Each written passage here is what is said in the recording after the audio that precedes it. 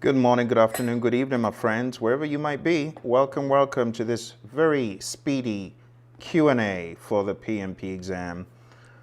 I know a lot of you are getting ready to take the exam before the end of the year. You want to get certified in 2021. That is an awesome thing.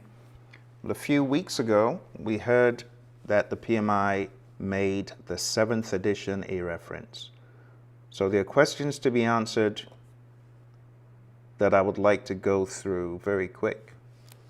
The first one is, what do I need to know about this change? And to answer that question, I'm going to refer to the PMP exam content outline, and I will also refer to PMI's exam reference list. So let's read what we have here. It reads, exam candidates should be aware that the PMP exam is not written according to any single text or singularly supported by any particular reference. You see all that stuff up here? See all that? That is very important. What this is trying to tell you is, while the 7th edition is being updated to be a reference in the list of books, it doesn't mean that the exam is based on the PMBOK Guide 7th edition. It is not. It says, as the PMP is a competency-based certification which assesses the integrated set of knowledge, skills, and abilities as gained from both practical and learned experiences, it should also be noted that the references identified herewith are but one element of a broader set of educational resources and texts that might possibly be utilized for the exam and study preparation. What they're saying in essence is, this is not the be-all end-all of the exam in the 7th edition. The 7th edition is just one tiny little piece of a bigger puzzle. Okay, that's from the PMI themselves. Now, if you haven't already downloaded the content outline, do so, because this is really what your exam is based on. Your exam is not based on the 6th edition, the 7th edition. It is based on this right here, the content outline. And I've covered this quite sufficiently in previous sessions. So if you haven't watched any of my sessions where I cover the PMP exam content outline, I would advise you to do that, because the 7th being part of the reference does not change anything. Take a look. Take a look at the laundry list of books that you have for this exam. I mean, a ton of books. Okay? Right down here at the bottom, there's a note.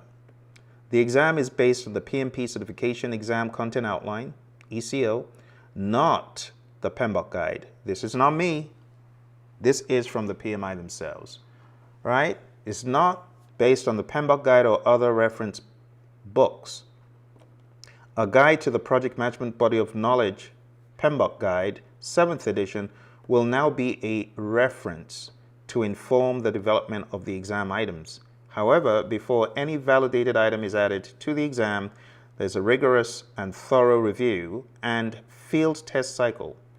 This process takes multiple months. So what they're saying in essence here is, even if you were to take a number of these questions and not do well in them, those will not make their way into the real exam if a lot of people don't do well in them. That's what they're trying to say. You know, they have the 5 pre-test questions. That is kind of like their field study and analysis to see if these questions are going to hold up. Hi, NC Worker. How you doing? Good to see you. Thank you for coming. I hope you've had a good day. So that's the bottom line, my friends. Okay? Don't stress out over this 7th edition change. And it's not even a change. Let me phrase that properly. Don't let the reference of the 7th edition in this list make you go running for the hills. There's no point. Project management has been the same for many years and has not changed. You know, the biggest change in 2021, it was Agile on the PMP exam to the level that it started appearing in January. Agile was already on the exam in 2020, but in 2021, they upped the Agile game. That is really what the biggest change was. And you know where you get the most agile? It is not the 7th edition. No. You search the 7th edition. Oh, and by the way, talking about search the 7th edition, I don't know if you are aware that on PMI Standards Plus, when you log in, if you click on this tab on the right-hand side over here, I don't know if you were aware that you can easily browse through the PMBOK Guide 7th edition right there online. I'm not talking about through a goofy PDF, you know, I'm talking about a very nicely laid out TOC, and you just click on it and boom, you can go for more and more and more. You see, this is one of the advantages of being a member of the PMI. If you're not a member of the PMI, you can't get in here. Now, don't get me wrong, I'm not trying to sell you to be a member. I'm just showing you some of the perks. All right, because the 7th edition in and of itself, it's 300 and something pages. But this affords you the ability to rapidly comb through a table of contents, identify. So for example, I'm looking for something of interest, and I know that it's not in the first part, it's in the second part, and I know it's before tailoring. I don't have to open the book. I'm just going to find it right here in the table of contents. You see that? So if it's the measurement performance domain I want to know more about, what to measure, there we go. There it is, troubleshooting performance. You see, that's what I want. I click on it, and there it is. I don't even need to open the book. So you could use this as a resource. All I'm showing you is different ways you can refer to the guide. I'm not saying don't open the book and read it. No, I've created videos in the 7th edition, 5-minute videos, 7-minute videos, 2-hour videos. They're all free on YouTube if you want to go watch them. But what I'm trying to tell you is don't go running for the hills, because project management has not changed considerably, right? There's a big list, has many things in it. The PMBOK Guide 7th edition is just one of them, okay? And then going back to the table of what you see in the content outline, just make sure you cover your bases: people, process, business. Cover your bases. You'll be happy you did. All right. At this point, I will take any questions. I'll kind of chill out for another minute. If there are questions, just feel free to ask them. NC Worker, if you got questions, feel free to ask.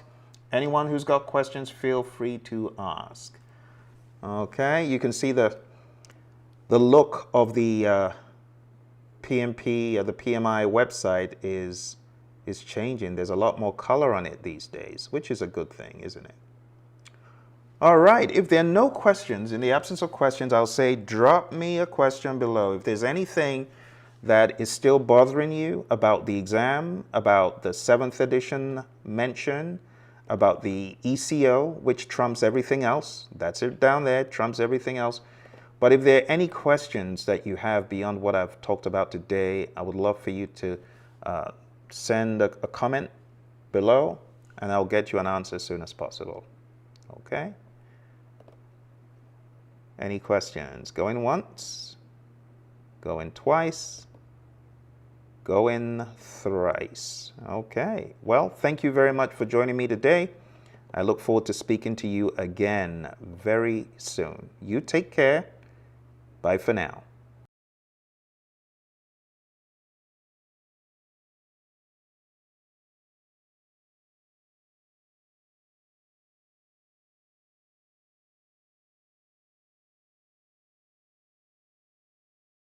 Well, just as I was getting ready to hop off the call, I saw NC Worker had sent in a message. So as always, thank you for subscribing to the channel. So the question, for those of you that are not on, the question is, would it be advantageous to become a Scrum Master first? Would it be advantageous to become a Scrum Master first? And the answer is, for the CSM exam, NC Worker, I believe that's what you're talking about. Yes, if you are a CSM, it will definitely help you in your understanding of the concepts of Agile, talked about in the Agile Practice Guide and PMI's lens. I say PMI's lens because if you read from page 49, 50, 51 forward in the Agile Practice Guide, presents a different spin compared to just bare bones Scrum to a large degree. You know, there are few things that have been added to those pages where we talk about the practices of Agile, but for the most part, you would have a good understanding. So here's the deal. If your company is offering to pay for CSM training, why not? Go for it, right? Go for it. I became a CSM in, I believe it was 2011, and it definitely helped me. It, you know, gave me some shock treatment from the world of predictive into the world of Agile, and it really helped me. It helped me on my ACP exam as well. So if that is available, do it, but I wouldn't recommend anyone go do that before PMP because it's a pretty penny. It's in the, you know, $800+ to get the CSM. So it's not cheap, but if you have that available through your work, I would say absolutely do it. Okay? Definitely those who are CSMs, they've got an advantage. All right, I hope that answered the question. You all take care. I'll talk to you very soon. Bye for now.